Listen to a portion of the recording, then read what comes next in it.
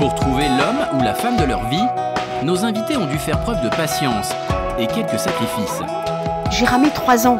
Ça m'a valu beaucoup de moments douloureux, de voir quelqu'un qui vous plaît tant et qui ne vous voit pas. Et aujourd'hui, c'est mon mari, c'est mon époux, c'est mon amour, quoi.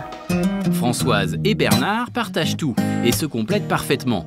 Pourtant, entre eux, aucune attirance physique. Rien ne semble pouvoir entamer leur belle amitié. L'amitié s'est créée, les liens se sont créés.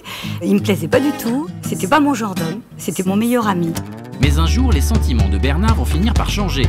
Il se demande alors comment conquérir le cœur de Françoise, qui le voit depuis toujours comme son meilleur ami. Tous les soirs, je disais, il faut que je lui dise, il faut que je lui en parle. Il y avait aussi cette crainte de, si on passe le pas, on perd l'amitié. Et on risque de tout perdre. Mais j'ai vu que son attitude envers moi avait changé. J'ai senti qu'il fallait que je fasse un choix. Quand Betty croise pour la première fois Thierry, elle en tombe éperdument amoureuse. Une romance qui restera inaccessible jusqu'à ce mois de juin 2005 où leur destin se scellera. J'ai dit, écoute, si un jour ça te dit, passe boire un verre à la maison. Il est venu avec un beau bouquet de fleurs. À un moment, je me suis dit, oh, il est minuit moins le quart, il faut y aller. On se regarde, on est proches. Il y a une tendresse qui est passée à ce moment-là. Je me suis dit, waouh. Et là, il m'a fait un petit baiser. Et comme il a vu que je ne repoussais pas, donc on a eu un vrai baiser. Three little birds sat on my window, and they told me I don't need to worry. Maybe sometimes we got it wrong, but it's alright. The more things seem to change, the more they stay the same. Bonjour à tous, je suis très heureuse de vous retrouver. À première vue, ils n'étaient vraiment pas faits l'un pour l'autre. Pendant des années, mes invités se sont tournés autour et ont dû faire preuve de beaucoup de patience et de détermination avant de vivre leur idylle. Alors comment sont-ils parvenus à inverser la tendance? Où en sont-ils aujourd'hui? Des récits pleins de rebondissements que je vous propose de découvrir aujourd'hui. On va commencer avec Françoise et Bernard. Merci de nous avoir rejoints sur ce plateau, accompagnés de Betty et puis en compagnie de Géraldine Prévost-Gigant. Vous êtes psychopraticienne et vous allez donner votre expertise sur tous les témoignages que nous allons entendre cet après-midi. Alors Françoise et Bernard, vous êtes en couple depuis 12 ans. Mais vous vous connaissez depuis beaucoup plus longtemps parce qu'avant d'être en couple, vous avez été amis, voire les meilleurs amis du monde. Pendant combien de temps? Plus de 20 ans. 22 ans. Oui. Est-ce que si on vous avait dit il y a 30 ans qu'aujourd'hui vous seriez en couple et vous vivriez une grande histoire d'amour, vous auriez pensé quoi? C'était pas envisageable, c'était pas possible. Nous étions des amis et rien ne pouvait être envisageable entre nous. Pour toi, je sais pas, Non, mais non, pour mais moi, non. non. C'est sûr? Oui. Hein? Non, c'est sincère. Bon, Il y a sincère. voilà. Très bien. Alors Betty, vous allez nous parler de l'amour de votre vie. Il s'appelle Thierry et donc c'est une belle histoire qui dure depuis combien de temps là? On va faire nos 10 ans de mariage. Et pourtant, au début, c'était pas gagné du tout. Ah non, pas du tout, non. On a un gros écart d'âge, parce qu'on a 20 ans d'écart. C'était mon patron. Il n'était pas libre à l'époque. Donc c'était beaucoup de critères qui, mis bout à bout, plus le fait que je sois un petit garçon manqué, faisait que non, c'était franchement pas gagné. Ça faisait au moins 3 obstacles majeurs. Oui. Alors, Françoise et Bernard, donc vous, au début, vous étiez, on peut dire quoi, collègues de travail? Vous vous êtes rencontrés sur votre lieu de travail? Oui, on travaillait ensemble dans une centrale nucléaire. Et... Donc c'était en quelle année? En 1982. Enfin, moi, je suis rentrée en 1982. Lui, il travaillait déjà depuis quelques années. Et... Donc, dans une centrale nucléaire, est-ce qu'on peut dire que la rencontre a été explosive? Non, elle n'a pas été explosive. Elle a été amicale. Amicale, mais est-ce que vous vous êtes reconnus tout de suite? Oui, absolument. Ça faisait pas 2 jours que j'avais commencé mon travail, que déjà il s'est approché de moi pour créer un lien, une amitié, parce que tout de suite, je sais pas si en se disant bonjour, on a vu qu'il y avait quelque chose au niveau amitié qui passait. Une sorte d'évidence amicale. Qu'est-ce que vous avez ressenti, vous, Bernard? C'est-à-dire que quand je l'ai vue, il y avait elle avait un visage, elle avait une attitude qui était avenante dans le sens que c'était... je voyais en elle une personne de confiance, quelqu'un avec qui on pouvait discuter, quelqu'un qui était ouvert, pas quelqu'un de froid, dit d'austère. Donc moi, je me fie beaucoup au visage. Et son visage m'inspirait confiance. Est-ce que ça vous était déjà arrivé de ressentir ça? envers une femme? Personnellement... De sentir cette confiance, comme ça, cette envie non, de vous confier? Non, justement, c'était un petit peu mon handicap. J'étais excessivement timide et aborder les femmes, elle me faisait un peu peur tout le temps. Et quand j'ai vu Françoise, c'était le contraire. C'est-à-dire que cette barrière qui s'instaurait, je ne l'ai pas trouvée. Donc, par exemple, avec votre femme, parce que vous étiez dans quelle situation à moi, l'époque? j'étais marié à l'époque, oui. Le contact était facile quand même, j'imagine, avec votre femme. Il a été très différent parce que mon épouse était quelqu'un d'assez timide et j'ai énormément souffert pour l'aborder. Donc, ça n'a pas été facile du tout. Ce qui n'a pas été le cas avec Françoise. Exactement. Donc, Bernard était marié. Et vous étiez dans quelle situation? J'étais divorcée et j'avais 2 enfants à charge, donc libre. Puisque le divorce était prononcé depuis quelques années déjà. Et donc, j'avais besoin à l'époque de me confier. Donc, du coup, quand j'ai vu cet homme qui était à l'écoute, sympathique, ouvert, il m'a servi de confident, en fait. L'amitié s'est créée, les liens se sont créés, et c'est devenu mon confident. Mon meilleur ami. Ça vous était déjà arrivé d'avoir un meilleur ami? Jamais, jamais. J'avais ni d'amis femmes, ni d'amis hommes, j'en ai jamais eu. Et je ne sais pas pourquoi, ça s'est jamais trouvé. Et là, j'ai ressenti un besoin de parler, et lui, il était là, et je pouvais parler avec lui de tous les sujets. Donc vous lui parliez de vos histoires amoureuses? Je lui parlais des rencontres que je faisais avec d'autres hommes. Je lui présentais même quelquefois des hommes que je rencontrais pour que en même temps, pour qu'il puisse approuver aussi un petit peu mes choix, parce que quelquefois, il m'arrivait d'avoir des doutes, et il accueillait toujours très bien mes rencontres. Au contraire, il sympathisait avec. Voilà, quoi, j'aimais bien avoir son avis. Et vous, Bernard, vous vous confiez quoi sur vos histoires de couple? Oui, sur ma vie, ce qui s'était passé dans mon enfance, dans ma vie de couple, comment j'avais rencontré mon épouse, et puis ma vie de tous les jours, mes enfants, tout ça. Donc j'étais libre. Voilà, je me sentais libre de parler avec elle, chose que j'avais pas rencontrée jusqu'à présent, quoi. Voilà. Bon, est-ce qu'il aurait pu avoir une attirance physique, Françoise, pour Bernard? Absolument pas. Ah bon?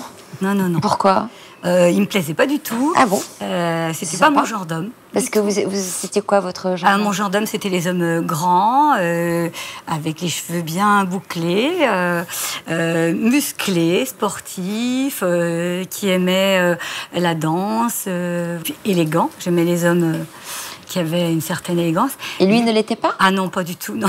Non.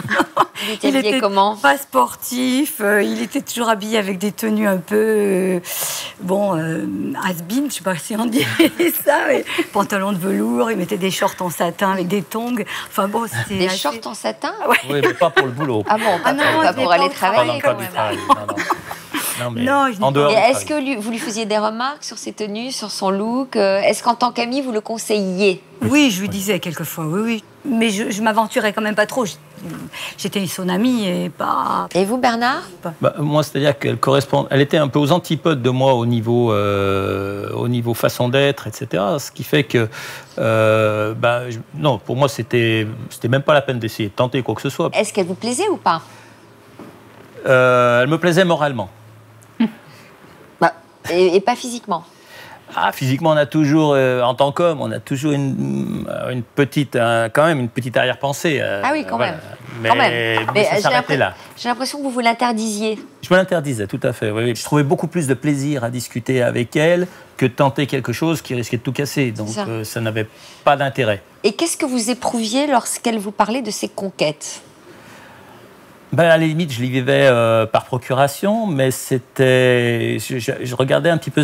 Ça m'a permis de la découvrir, ça m'a permis de savoir pourquoi elle était comme ça, qu'est-ce qu'elle était exactement. Et ces conquêtes, j'en éprouvais pas de jalousie. Aucune jalousie, aucun petit pincement. Lorsqu'il y en avait un sérieux qui pointait le bout du nez, ça vous faisait rien? J'avais toujours un peu peur que ça la fasse partir un peu loin, parce que j'avais besoin d'elle quand même. Et une conquête, ça peut toujours être une barrière, ça peut être un mur qui empêche le dialogue, qui empêche la liberté qu'on avait de s'exprimer. Donc c'est vrai que quelque part, il y avait un petit ressenti. Je me disais, bon, si elle va vers quelqu'un et que ça devient sérieux et qui m'empêche de la voir, je ne vais pas être à l'aise. Alors, je comprends mieux pourquoi ça vous a plu lorsqu'elle vous a présenté un copain à vous, finalement, qui s'appelait Bernard. Moi, Voilà. vous ne risquez pas de vous tromper de oui. prénom. Non, je risquais C'est pas. pratique. C'était pas voulu, mais... mais en fait, ils travaillaient l'un à côté de l'autre. Oui. Donc, quand j'allais voir l'un, j'avais l'autre à côté. Ouais. Donc, il était célibataire, il me plaisait. Et il se trouve que, de fil en aiguille, c'est passé comme ça. Et je l'ai dit à Bernard, je lui ai dit... Enfin, Bernard. Alors là, vous avez ressenti quoi, Bernard? Même pas de jalousie à ce moment-là? Non, je me suis dit, comme je le connais, je savais que j'avais confiance en lui. Je me suis dit, bon, c'est quelqu'un qui va bien aller avec elle. En plus, comme on travaillait ensemble, comme on se voyait assez souvent, ça ne l'éloignait pas de moi. Donc, j'avais pas de raison vraiment de craindre cette relation. C'était à la limite la relation pratiquement idéale qu'elle pouvait avoir. Ouais. Alors, est-ce que ce Bernard était grand, sportif, musclé et les cheveux bouclés? Absolument. C'est vrai? C'est- Alors, ça a été une relation sérieuse puisque vous vous êtes mariés. Oui. Vous avez eu quel rôle, Bernard, lors de ce mariage? Eh ben, je me suis retrouvé à être le témoin du marié. Bon. Donc, il m'a choisi, ça m'a fait plaisir. Ouais. Et sincèrement, ce jour-là, j'étais content. Je me sentais bien et j'ai pas eu ni d'arrière-pensée, ni rien. Non, Au contraire, c'était une belle journée. Est-ce que ça vous a éloigné d'abord tous les deux, ce mariage? Non. Vous vous êtes vus moins souvent? Non, on se voyait aussi souvent, puisque on prenait le bus pour aller au travail tous les jours, et on s'asseyait l'un à côté de l'autre, on parlait tout le temps, on saoulait même tout le bus, parce qu'on parlait tout le temps, et non, personne n'y trouvait, personne ne trouvait, ni mon mari de l'époque, trouvait à redire. Les gens s'étaient habitués à notre amitié, à la présence à tous les deux. On avait besoin de discuter quand on était ensemble. Personne ne jasait. Non. Mais on va voir On se qu'après, ça a un fréquentait peu même changé. entre couples, donc voilà quoi. Ouais. Alors, il se trouve que à ce moment-là, vous avez été, vous, Bernard, nommé J'ai été ailleurs. Exactement. Ça a dû être un crève-cœur pour vous, l'idée de partir et de vous éloigner de Françoise. Alors, c'était un acte volontaire, donc c'est moi qui ai demandé à partir. Alors, c'est vrai que ça a été aussi un petit frein, dans le sens que je perdais ma confidente. Donc, Pourquoi c'est vous qui avez demandé de partir? Vous vouliez vous éloigner? oui, j'avais envie de changer de métier et de m'éclater un peu plus. Parce que grâce à François, j'avais pu acquérir certaines compétences, façon de parler, être plus sûr de moi. Ouais. Et le métier dans lequel j'avais postulé était justement un métier où il fallait être sûr de soi, puisque c'était professeur. Mhm. Donc, le fait de partir, je perdais, c'est vrai, ma confidente. Donc, dans les premiers temps, j'ai commencé à l'appeler au téléphone assez souvent. Et puis, petit à petit, après, on a commencé à s'appeler moins souvent, parce que ça ne se justifiait pas forcément. Moi, j'avais beaucoup à travailler sur place, je devais travailler sur moi, sur mon travail. Alors, il se trouve que vous, Françoise, à l'époque, vous aviez d'autres soucis. Hein, Oui. Oui. Donc, peut-être aussi que vous vous êtes concentrée un peu plus sur votre Oui, vie oui, personnelle. Oui, parce que j'ai eu un enfant et puis j'ai failli perdre la vie, donc il a fallu que je me reconstruise après cette difficulté. Au moment de l'accouchement? Oui. Et c'est très mal passé, et voilà. Bon, mais on a survécu tous les deux, mon fils et moi. Oui. Et puis, donc, du coup, le fait de me reconstruire, le fait de vivre ma vie pleinement, parce qu'après cet incident, ça m'a permis de changer ma façon de voir, ma façon de faire. Et puis, j'avais plus mon confident. Mais Vous manquez? Pour certaines choses, j'avoue, pour me confier de certaines choses, oui, mais dans ces cas-là, j'essayais de l'appeler, je téléphonais, mais bon, c'est vrai que l'éloignement, on s'appelait de moins en moins, on se voyait de temps en temps. Et vous, elle vous manquait? Me manquait en tant que confidente, oui, parce que je me suis retrouvé, alors moi, dans une autre configuration. Mon couple, il commençait à pas aller comme il faut. Et là, j'avais besoin aussi de parler, j'avais besoin de lui confier. Mais je n'osais pas trop l'appeler souvent, parce que je connaissais le problème qu'elle avait vécu. Je ne voulais pas lui rajouter en plus des soucis. Alors, on va voir que finalement, vous vous êtes revenu après 5 ans d'éloignement et que ce retour a changé la nature de vos relations. Vous allez nous raconter ça. Mais d'abord, peut-être avec vous, Géraldine, est-ce que vous y croyez, vous, à cette fameuse amitié homme-femme? Est-ce que c'est possible sans ambiguïté? Oui, c'est possible sans ambiguïté. Ce que je me disais en entendant vos témoignages, c'est que c'est fou comme on peut refouler aussi l'amour Et on peut parfois aimer sans en avoir conscience et penser que c'est uniquement de l'amitié. Mais il y a aussi des amitiés hommes-femmes qui sont vraiment très claires. Tout dépend de ce qui se passe dans notre inconscient, tout dépend de ce qui se joue dans la relation, tout dépend aussi de ce qu'on traverse dans nos vies, à quel moment on se rencontre, ce que l'on traverse, ce que l'on vit. Et parfois, on peut s'interdire des amours. Et donc, on va vouloir garder le lien avec de l'amitié. Quand on s'interdit des amours, il y a toujours un moment donné où ça ressort. Bien sûr. Bah oui, c'est ça. Bien sûr que ça ressort. L'amour est plus fort. Bah oui, c'est ça. Heureusement d'ailleurs. Donc en fait, ce n'est possible que s'il y a vraiment pas de sentiment, pas d'attirance. Voilà, pas de d'attirance. désir. Oui. Alors Betty, vous y croyez, vous, à l'amitié homme-femme? Oui, tout à fait. J'ai beaucoup d'amis hommes, puisque j'ai moi-même été pendant beaucoup d'années dans des domaines masculins. Je ne travaille que dans des domaines masculins, ce qui fait que je n'ai que des collègues masculins. C'est quoi des domaines masculins? J'ai été militaire, j'ai été chauffeur routier sur des toupies à béton. Ah oui, donc vraiment des domaines j'ai fait 10 ans dans la sécurité, donc en tant que convoyeur de fonds et maître chien. Donc, parce que vous étiez garçon manqué, c'est ce que vous disiez tout à l'heure? Très garçon manqué. Vous auriez voulu être un garçon? Ah oui. Ah bon? Oui. Alors, vous arrivez dans une entreprise, vous avez 28 ans. Dans quel genre d'entreprise? Alors, à l'époque, c'était la construction du tram à Nancy, tramway de Nancy. Donc, j'avais postulé puisqu'il fallait des agents de sécurité, de proximité et de médiation sur le chantier du tram. Donc, vous arrivez pour passer un entretien d'embauche, vous vous retrouvez devant 5 personnes. Oui. Et là, qu'est-ce qui se passe?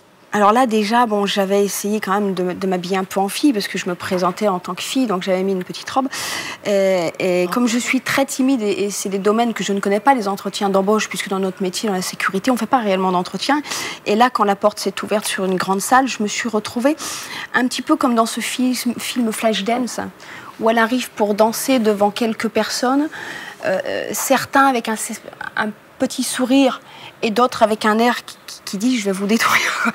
Et donc j'étais totalement coincée et je l'ai vu lui au milieu. Thierry était là et quand j'ai posé les yeux dessus, j'ai toujours été attirée par les hommes beaucoup plus âgés que moi. Quand j'ai posé les yeux dessus, j'ai dit « oh, charmant le monsieur ». Dans ma tête, je me suis dit, limite, vaut mieux même pas que je travaille ici, parce que franchement, voilà, j'étais tombée sous son charme, sous un certain sourire. Je crape beaucoup pour le regard, un regard tendre. Et j'avais vu ça en lui. Et l'entretien était difficile de se faire, parce que... Vous avez perdu vos moyens? Ah oui, alors déjà, j'en ai pas beaucoup, parce que c'est mon premier entretien limite de ma vie. Et là, donc, je regardais les autres au final. Je ne le regardais pas lui. Il a perçu votre trouble dès le début? Je pense pas, parce que là, c'était vraiment l'entretien de 200 personnes, donc il n'y avait pas le temps de se... Ouais. Il ressemblait à quoi physiquement? Alors, je vois pas les visages déjà à la base. Je n'ai pas la possibilité de décrypter les traits d'un visage. Pourquoi? C'est une maladie. Je ne distingue pas les traits. Ça fait partie de l'agnosie des visages. On n'a pas la possibilité de décrypter les traits de visage. Ouais. Donc, je peux dire bonjour 10 fois par jour à la même personne. Donc alors quoi, vous allez à l'intérieur de l'âme directement? Je pense que c'est ça. C'est ce que dégage la personne. Il peut être gros, grand, maigre. Je le vois pas, ça. Il paraît que Brad Pitt a le même problème que vous aux yeux et ça s'appelle la prosopagnosie, un truc prosopagnosie. Oui, voilà. Parce que ça peut être ou les visages ou les formes. On voit pas un carré, un rond. Nous, c'est les visages. Bon. Mais elle n'est pas très connue parce qu'on n'ose pas le dire. Ouais. C'est difficile à vivre. Ouais. Toujours dire bonjour à la même personne et ne pas l'avoir vue, les gens ne comprennent pas, ils pensent qu'on n'a pas prêté attention à eux. Donc, je veux dire qu'on évite un petit peu trop d'en parler parce que c'est pas encore connu. Et donc voilà, donc on a fait un entretien, je vais dire, normal, sans trop le regarder. Et quand je suis sortie, je me suis dit, waouh. Voilà, il y avait un bel homme dans cette pièce. Vous avez été retenue? Oui.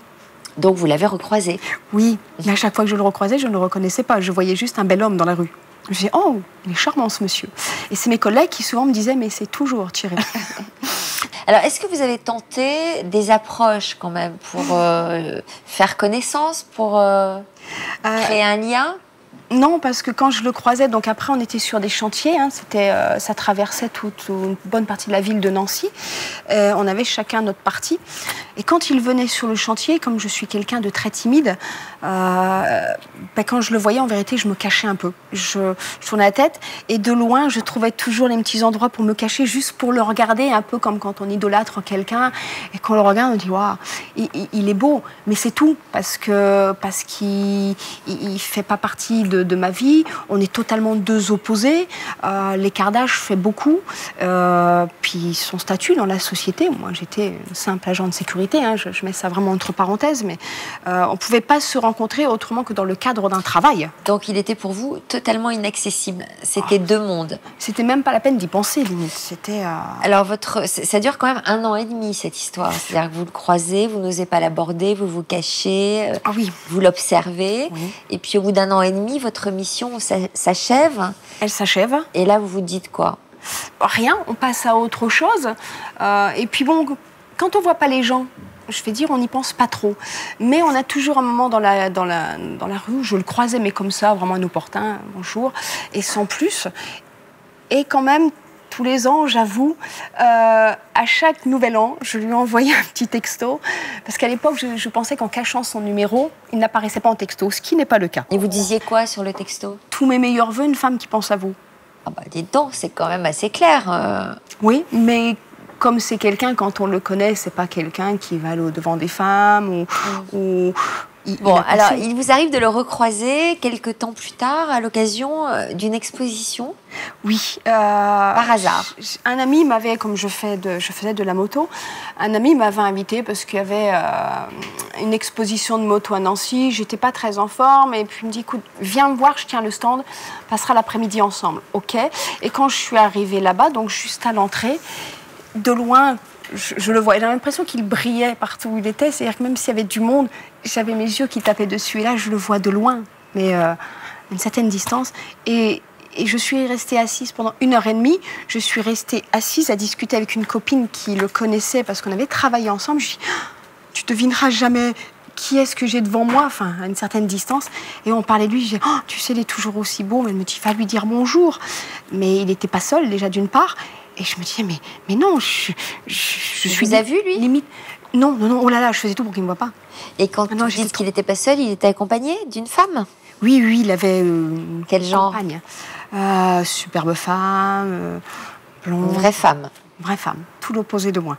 Si je peux me permettre. Si il permettait à l'époque de me dire, il faut vraiment que je fasse des petits efforts quand même, parce que j'ai pas d'attirance pour les femmes. Donc, à un moment, il va falloir quand même que je me dise que je suis une fille. Donc, il faut que j'avance. Mais là, non, ce jour-là, s'il me voit, je casse toutes mes possibilités, toutes mes chances. Je vais pas dire en jogging, mais voilà, j'étais en mode cool, le petit garçon qui va voir une exposition de moto, qui va faire un peu de moto après, quoi. Bon, et alors, il se trouve que vous le recroisez par hasard, quelques temps plus tard, alors que vous devez faire des séances de kiné, de rééducation. Oui, alors je me fais mal dans le dos et mon kiné me dit, bah, écoute, je suis à tel club pendant midi. Comme j'étais bloquée, il me dit, viens, je vais te débloquer. Et puis après, on fera quelques séances, viens pendant midi. Donc je vais le voir, puis comme je suis toujours en avance à mes rendez-vous, j'attends à l'accueil. Et d'un seul coup, mon regard va sur une personne. Il se retourne, c'était lui. Et là, mon cœur a fait 36 000 tours. Je me suis mis à rougir, comme d'habitude, très mal à l'aise, vraiment pas bien. J'appelle une copine, je dis... Toujours la même? Toujours la même. Mais la pauvre, elle essaie de suivre. Elle me dit, mais il faut que tu y ailles, parce que là, ça devient... Et donc, moi, je fais limite marche arrière, je me cache. Et lui, il me voit en se rapprochant sur un matériel. Et il me fait un petit signe, je lui fais un signe de la tête, bonjour, et il vient me parler. Surprise qu'il vous ait reconnu? Ah oui. Qu'est-ce qu'il vous dit alors? Bonjour, comment ça va? On a discuté vraiment un peu de la pluie du beau temps pendant quelques minutes. Et puis, du coup, c'est un peu comme ces enfants, quand on a 13 ans, cet amour d'adolescence, et qu'on bégaye. Et qu'on n'est pas bien, et qu'on a limite envie d'abréger cette conversation parce qu'on ne se sent pas très à l'aise. Donc, on s'est simplement dit au revoir. Le kiné est arrivé, j'ai dit, il m'a limite sauvé la vie. Et donc, je suis partie à ma séance, et lui est reparti à son sport, et on ne s'est plus vu encore une fois. Et là, ça a été le trou pendant un certain temps. Et je me suis dit, non, là, c'est bon, on va encore se perdre de vue. Je m'inscris à ce club. 2 jours après, je me suis inscrite. Et là, je me suis dit, bon, il vient les midis. Donc, il faut que je vienne le midi. Donc, je m'étais arrangé au niveau horaire de travail pour être là les midis. Alors, j'y allais, il n'était pas là. De temps en temps, il arrivait. Je me cachais dans mon coin, je le saluais.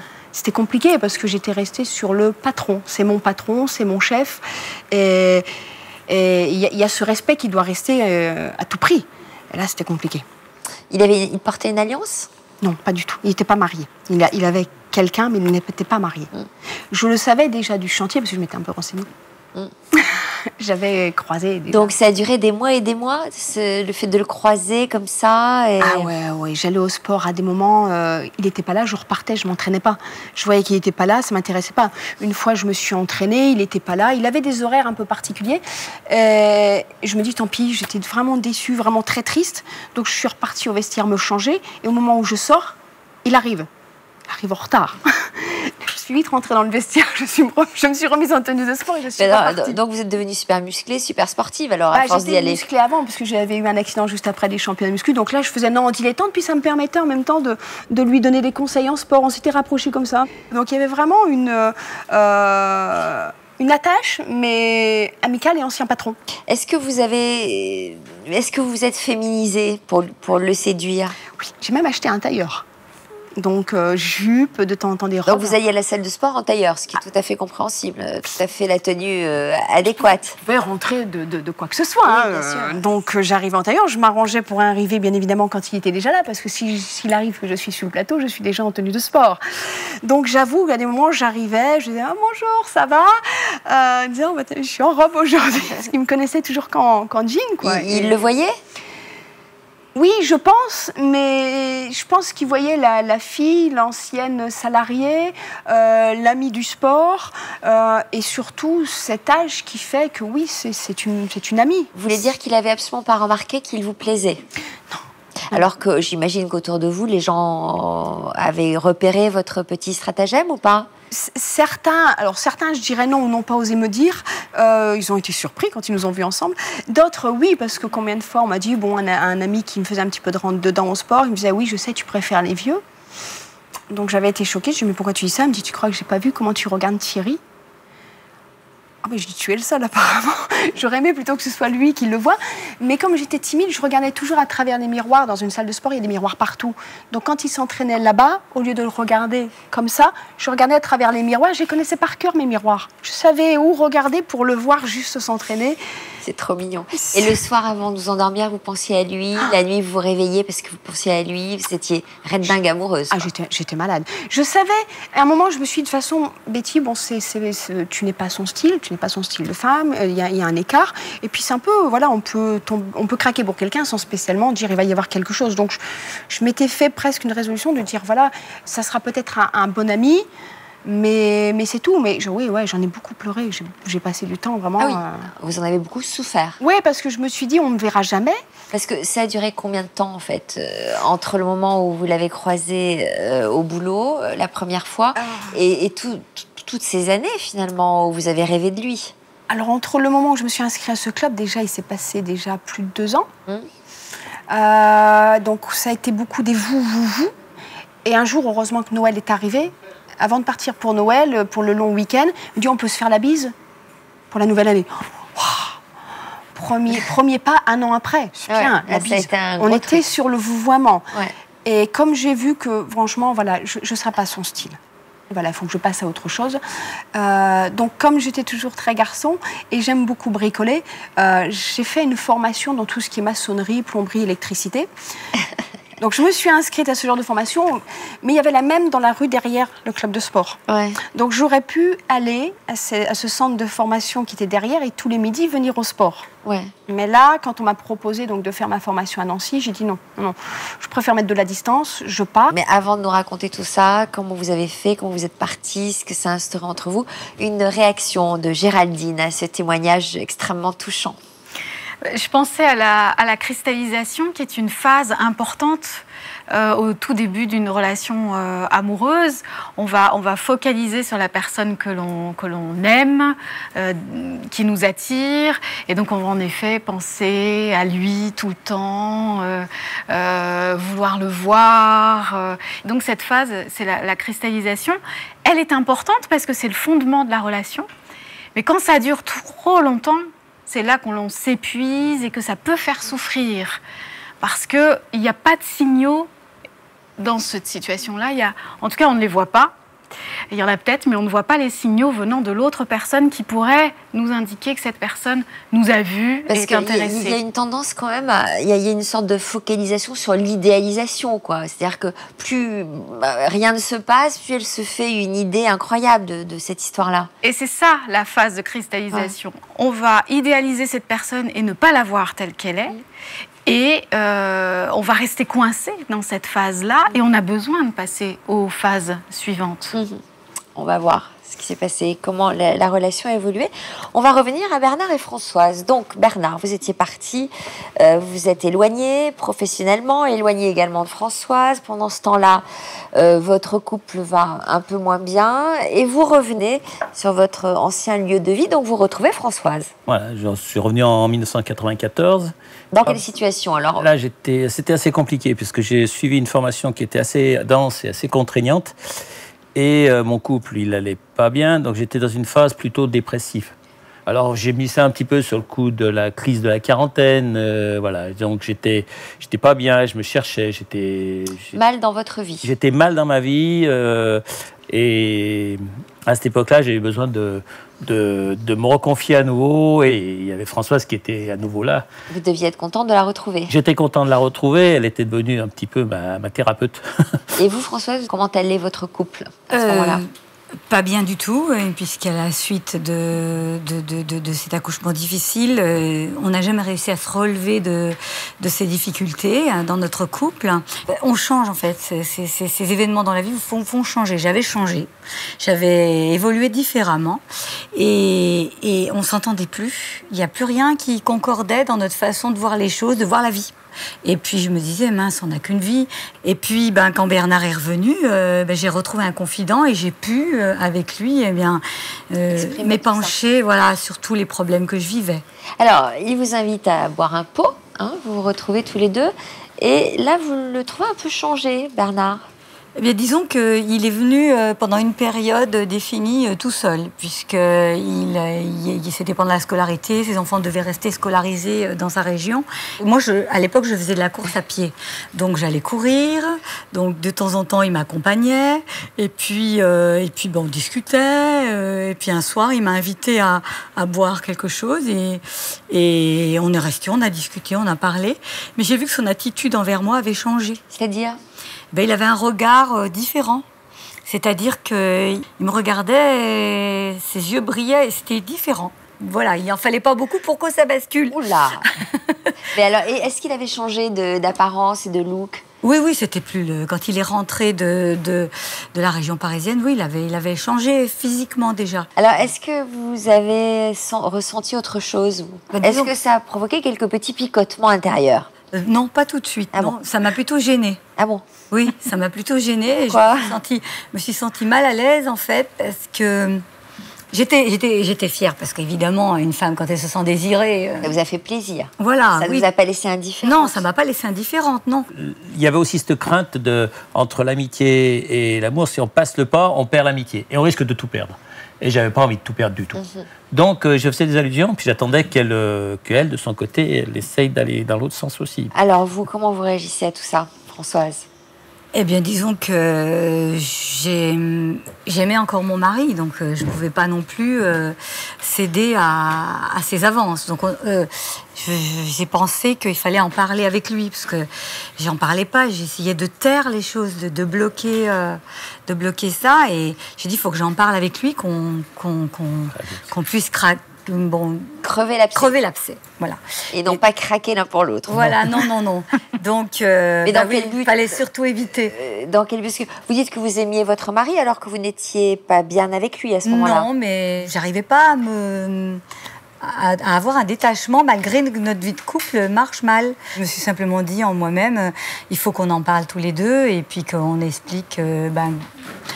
Comment ça peut se passer, quoi? Qu'est-ce qui va se passer? Comment vous avez abordé le sujet avec lui? Vous lui avez dit quoi? Eh bien, je lui ai demandé si il avait des sentiments pour moi.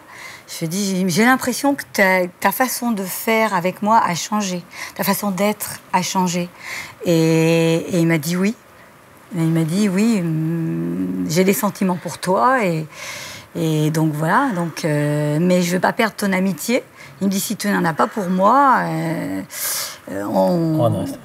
on restera amis. Et moi, je lui ai dit, non, j'en ai pas pour toi. Je veux rester amie avec toi et j'ai pas de sentiments. J'ai des sentiments d'amitié, mais pas d'amour. Ça a dû être super dur quand vous avez entendu ça, Bernard. Oui, c'était dur, oui, parce que c'est une désillusion, un petit peu, mais aussi, quelque part, je me suis dit, on a abordé le sujet, on a crevé un abcès, j'ai plus ce poids derrière du non-dit qui est horrible, parce que le non-dit, tous les soirs, je disais, il faut que je lui dise, il faut que je lui en parle, mais à force, ça devient une maladif, je veux dire, ça devient pénible, ça devient frustrant, ça devient, à la limite, on finit par s'en vouloir, on se dit, mais t'es un lâche, on passe par tous les mots de la création, en disant, mais il faut arriver. Et le fait qu'elle en ait parlé, ça vous a libéré. Quelque part, ça a libéré. J'ai dit, les choses sont claires. Maintenant, on peut en effet rester sur une relation amicale. Elle sait ce que je pense d'elle. Et Mais alors, vous vous dites ça en espérant quand même qu'elle évolue un jour ? Oui, on a toujours l'espoir qu'un jour ça évolue, donc on laisse faire le temps. Juste un commentaire de Géraldine là, sur la situation en présence. J'étais en train de me dire, quand on aime profondément quelqu'un, on y croit, et l'espoir permet cette patience. Il y a dans certaines relations fortes la conviction que quelque chose va se passer. Alors, est-ce que c'est conscient ou pas je pense que c'est profond. Et quand on aime profondément quelqu'un, en effet, on ne veut pas la perdre. Donc, on préférera garder son amitié plutôt que de ne plus l'avoir du tout. Et il y a, en tout cas dans ce que j'ai entendu, une conviction profonde et un espoir qui permet d'attendre patiemment que quelque chose Et là, bascule. parfois, ça ne débouche pas forcément sur un amour partagé. Absolument. Alors, il se trouve, Françoise, que votre couple commence à battre de l'aile, sérieusement, et que, quand même, vous avez vraiment besoin de votre confident, plus que jamais. Oui. Oui, là, on se voit quasiment tous les jours. Mais il y avait quand même, malgré tout, quelque chose, comme je vous dis, qui avait changé au niveau discussion. Dans nos discussions, on était beaucoup plus ouverts. On allait beaucoup plus profondément dans les choses. On était moins gênés de parler certains sujets qu'on n'abordait pas quelques années auparavant. Alors, dans la mesure où vos couples respectifs battent de l'aile, où vous êtes de plus en plus confidents, de plus en plus complices, là, on commence à jaser, j'imagine, autour de vous.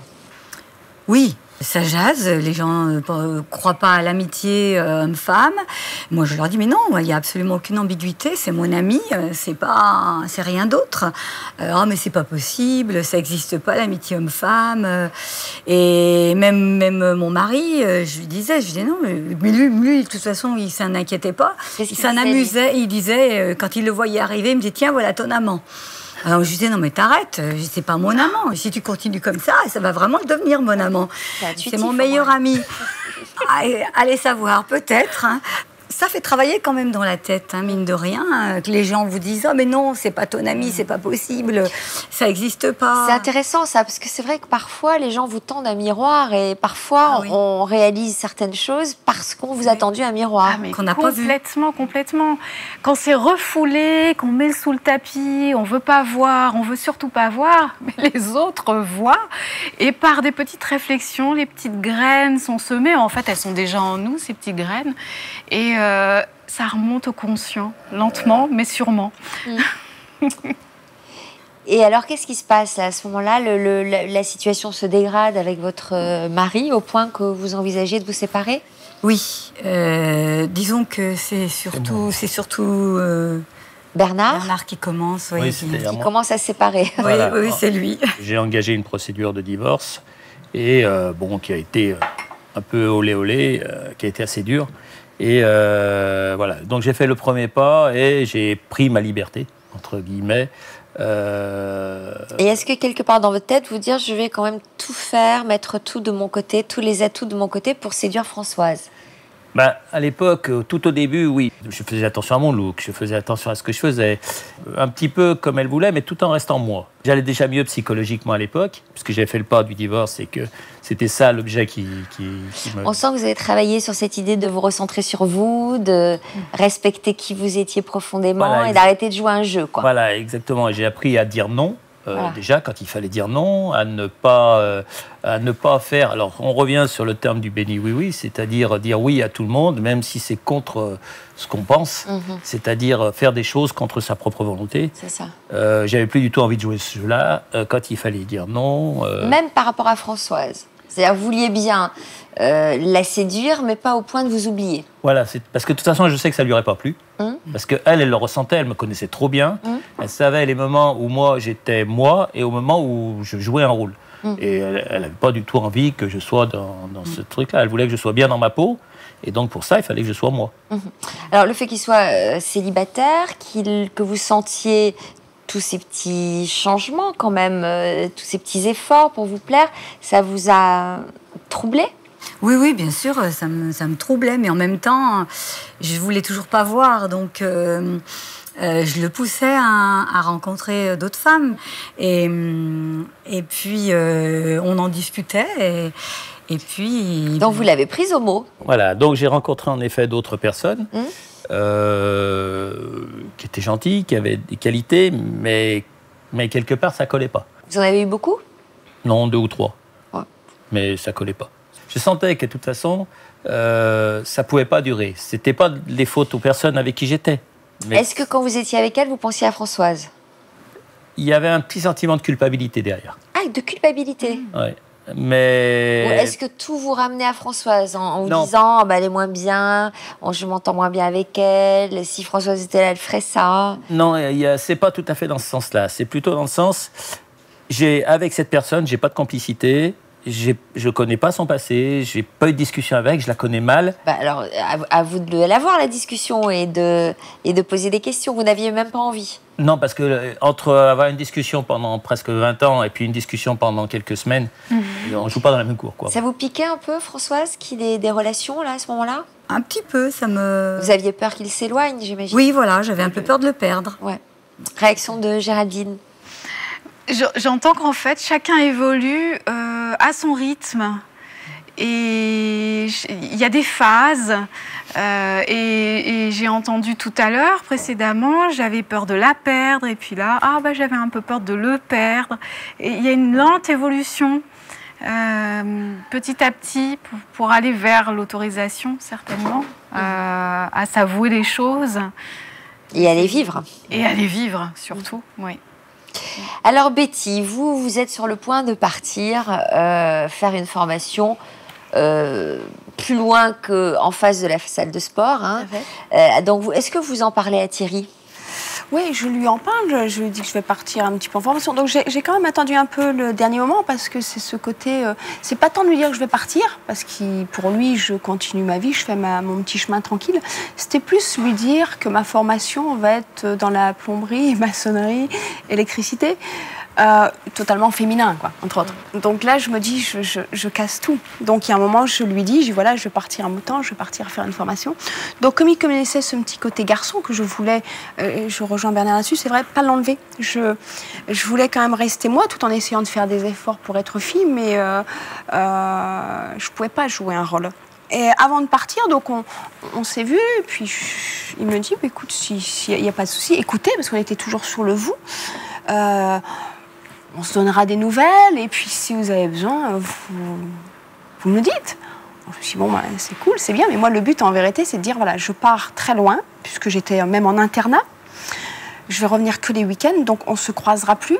Et ce break, qui était prévu quand même pour près de 6 mois, voilà, aurait fait son petit chemin, et en rentrant, ça irait mieux. C'était le but. Mais arrivé, bien évidemment, à cette formation, la première chose que j'ai fait, c'est d'envoyer un petit texto pour dire, je suis bien arrivée, voilà. Donc, on s'est échangé 1 ou 2 petits textos. Et puis après, malheureusement, on s'est échangé des textos toutes les semaines. Toutes les semaines, c'est-à-dire quoi? Un texto par semaine? À peu près, ouais, au début, ouais. Alors, je jouais en vérité avec le sport. C'est bon, parce qu'en partant, je dis, bon, le coach garde un œil sur vous, hein, faites pas de conneries. Donc, à chaque fois, je dis, bon, comment se passe l'entraînement? J'espère qu'on se laisse pas aller. Donc, j'avais toujours un petit peu ce lien de dire, j'ai l'occasion d'envoyer un texto. Alors, j'imagine que ce texto, vous y pensiez pendant une semaine. Ouf, oui. Bah, disons, quand j'ai fini la première journée, je commençais à penser à la semaine prochaine. Et c'était des longs textos ou juste une phrase? Bah, de moment, c'était une phrase comme ça. Bon, passez une bonne journée, j'espère que vous allez bien. Voilà, donc j'avais toujours une réponse. Brûlant. Hein. Très, très. Et une fin d'après-midi, je lui envoie un texto, il me répond le soir. Et il était en vérité parti voir un match de basket. Et je me suis dit, tiens, il est tard, il devait être 20h, 21h, il m'envoie un texto. Sympa. Et à force de s'envoyer 2-3 textos comme ça, je me suis dit, mais tiens, il est où? Moi, j'étais dans mon lit, dans la chambre, en train d'envoyer les textos. J'étais toute rouge, toute pas bien. Et je me suis dit, bon, à des moments, avant d'appuyer sur envoyer, je réfléchissais. Et là, il me dit, on pourrait peut-être se dire tu. Un an après, deuxième étape. On a fait la bise, on est au-dessus. Maintenant, on avance quand même. Alors, comment vous avez réagi? Ah ouais, ben, le hockey a été pas difficile à envoyer, mais je me suis dit, ouais, je savais plus. Donc, je suis envoyé OK. Eh ben, écoute, j'espère que tu, avec tu en majuscule, tu vas bien, pour montrer que, ouais, pour moi, le tu était confirmé. Donc, on est parti sur un tutoiement. Et là, je sais pas pourquoi il y a eu plus de textos au final que quand on se voyait au club où on parlait naturellement. Donc, à des moments, le soir, on souhaitait limite bonne nuit, mais c'était vraiment une amitié. Et un peu dans la même stratégie que Bernard, je voulais pas le perdre, je voulais pas prendre de risques, donc je me contenterais bien d'une amitié. Moi, je suis pas son style de femme. Il ne me voit pas, il me voit comme une sportive. C'est pas grave. Mais je me suis dit, il faut quand même que je le revoie, parce que les vendredis, dès que j'avais fini la formation à 11h30, je prenais la voiture, je roulais comme une malade pour arriver avant qu'il n'ait quitté le salle de sport. Donc je le voyais quand même pratiquement tous les vendredis. Donc même moi, la stratégie que j'avais mise en place pour l'oublier, ben, ne marchait pas. S'il n'y avait pas eu ces textos, je pense que ça aurait marché. Mais là, on s'est dit, tiens, on se donne des nouvelles. Alors, quand même, vous décidez d'aller un petit peu plus loin en lui donnant un rendez-vous. Pourquoi faire? Je faisais, dans le cadre de cette formation, on faisait bien évidemment du dessin technique. Moi, en dessin technique, je savais faire du dessin technique, j'avais un bon niveau, mais lui ne le savait pas. Donc, je me suis dit, la bonne excuse, puisque ça fait partie aussi de son travail, le dessin technique, il me connaît. Donc, comme il m'avait proposé son aide, si vraiment j'avais besoin, je me suis dit, mais tiens, c'est le moment, je vais lui dire que j'ai un petit peu de mal en dessin technique. Du coup, on s'est donné rendez-vous dans un café qui, au final, est devenu un peu, je sais pas pourquoi, on l'a appelé notre annexe. Ouais. C'était pas loin de la salle de sport, c'était facile, on repartait en boulot, on s'arrête là, on boit un verre, et puis oui, on voit ton dessin technique. Enfin, il avait l'air content de vous voir quand même. On a eu un moment, enfin moi je l'ai trouvé très long ce moment parce qu'il était appréciable, je sais pas au final combien de temps ça a duré, mais ouais, c'était naturel, on était sortis du contexte du sport, et là on se parlait réellement. Bon. De tout, de rien, et pas de dessin technique.